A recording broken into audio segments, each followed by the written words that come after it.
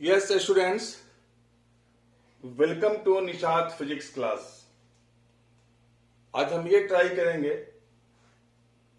English और Hindi bilingual हम दोनों में आपको एजुकेट करें, कुछ हम बताएं, क्योंकि जो हिंदी स्टूडेंट्स हैं वो भी कुछ चीजों को समझ सकें।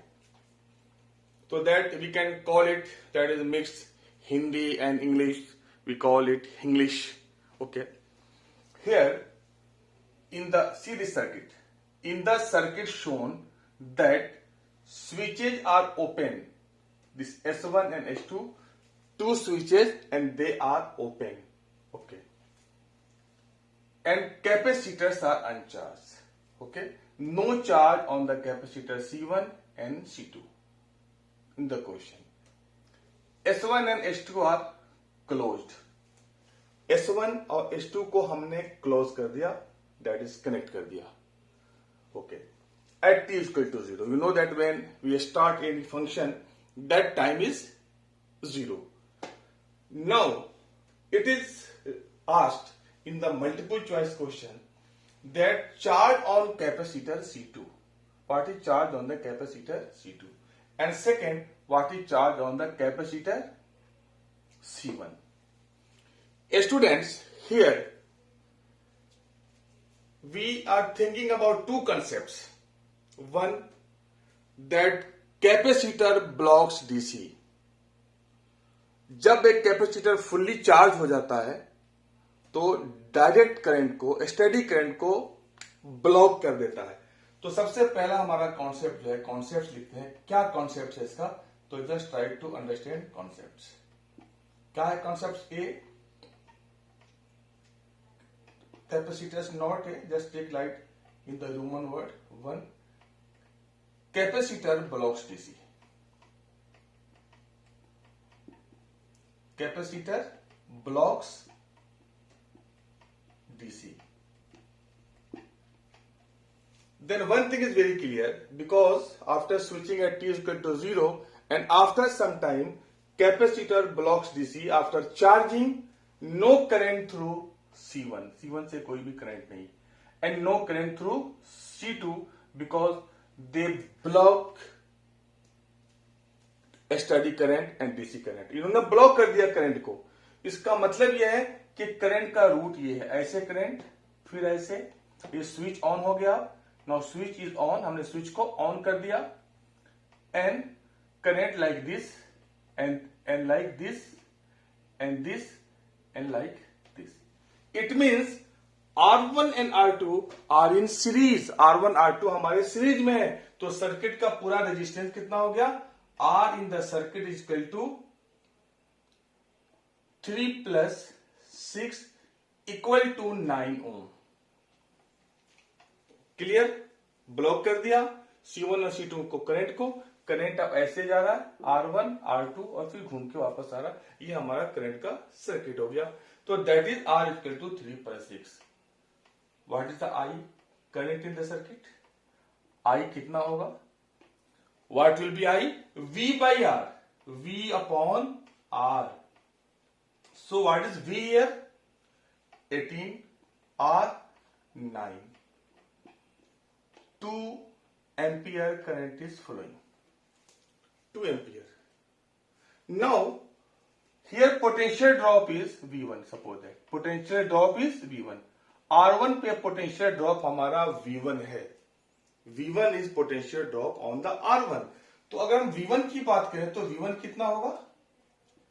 I into R1.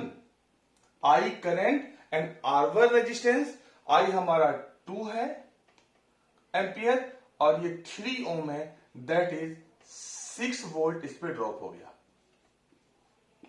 That is on the R1 पे इतना वोल्ट हो गया, दैट इज द V1। अब हम V2 की बात करते हैं। तो V2, because same current is moving like this, तो V2 is equal to I into R2, that is 2 and R2 is 6 and that is 12 volt. So now we have voltage on resistance R1, R1 पे हमारा voltage drop कितना है 6 volt और R2 पे कितना है हमारा है drop voltage drop V2 and that is 12 volt. Now next concept, एक और मैं आपको कंसेप्ट दे रहा हूं, वो कंसेप्ट क्या है, करंट नहीं हो, करंट फ्लो ना करे, लेकिन बेटा that is potential must be, there must be potential. Current हो या ना हो पोटेंशियल होता है, वोल्टेज होता है। अगर सपोज दैट अगर आप एक सेल या बैटरी खरीदने जाते हैं तो उस पर क्या लिखा रहता है 3 वोल्ट 6 वोल्ट 1.5 वोल्ट, लेकिन किसी भी सेल पे या बैटरी सेल का कलेक्शन होता है, ग्रुप होता है, कहीं भी करंट नहीं लिखा रहता। करंट के लिए सर्किट का कंप्लीट होना जरूरी है, वोल्टेज के लिए सर्किट का कंप्लीट होना जरूरी नहीं है। इट इज नॉट एसेंशियल, बिल्कुल एसेंशियल नहीं है कि वोल्टेज होगा अगर करंट नहीं है। तो करंट के लिए सर्किट का कंप्लीट होना जरूरी है, लेकिन वोल्टेज का पोटेंशियल ड्रॉप के लिए करंट का होना, सर्किट का होना जरूरी नहीं है, सर्किट का कंप्लीट होना जरूरी नहीं है। अब जरा देखिए, इसका मतलब यहां पर इन दोनों के बीच में पोटेंशियल है। R1 पे पोटेंशियल हमारा कितना है, R1 पे पोटेंशियल है V1 और हमारा V1 कितना है आप बताइए, V1 हमारा 6 वोल्ट है। इसका मतलब है कि जो कैपेसिटर C1 है जो R1 के पैरेलल में है, it is parallel to the R1, उस पे भी 6 वोल्ट होगा। सो अगर यहाँ पे C1 2 माइक्रोफैराड और पोटेंशियल 6 वोल्ट है तो हम क्या लिखेंगे यहाँ पे Q1 is equal to C1 into V1 and that is C1 how much 2 microfarad into potential is here V1 is 6 volt, तो 6 and that is 12 माइक्रोकूलम। मतलब यह है, इट इज वेरी क्लियर कि C1 पे जो चार्ज होगा और 12 microcoulomb होगा, ये C1 है, इसका ऑप्शन ए होगा 12 माइक्रोकूलम ऑप्शन। अब बात करते हैं हम C2 की। C2 कैपेसिटेंस के जस्ट ऊपर क्या है R2, दोनों पैरेलल में, both are in the parallel, और कितना पोटेंशियल ड्रॉप है 12 वोल्ट। इसका मतलब यह है कि C2 पर भी जो पोटेंशियल डिफरेंस होगा वो कितना होगा 12 वोल्ट। अब हम बात करते हैं C2 पे चार्ज अगर Q2 है तो Q2 is equal to C2 V2 and how much C2 कितना है यहां पे C2 4 microfarad and how much potential drop is here 12 volt. तो 12 फोर द 48, तो 48 माइक्रोकूलम। 48 माइक्रोकूलम हमारा होगा किस पे 4 माइक्रोफैराड पे, तो 1 पे C2 है, इसका ऑप्शन होगा हमारा C 48 माइक्रोकूलम। मैंने यहां पे दो कॉन्सेप्ट दिया।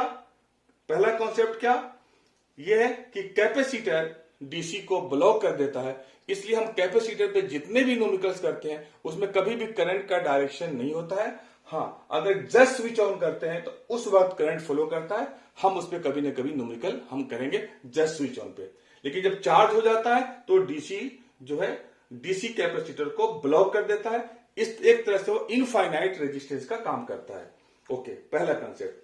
सर्किट कंप्लीट है तो करंट फ्लो करेगा, सर्किट इनकंप्लीट है तो करंट फ्लो नहीं करेगा, लेकिन फिर भी पोटेंशियल ड्रॉप होगा।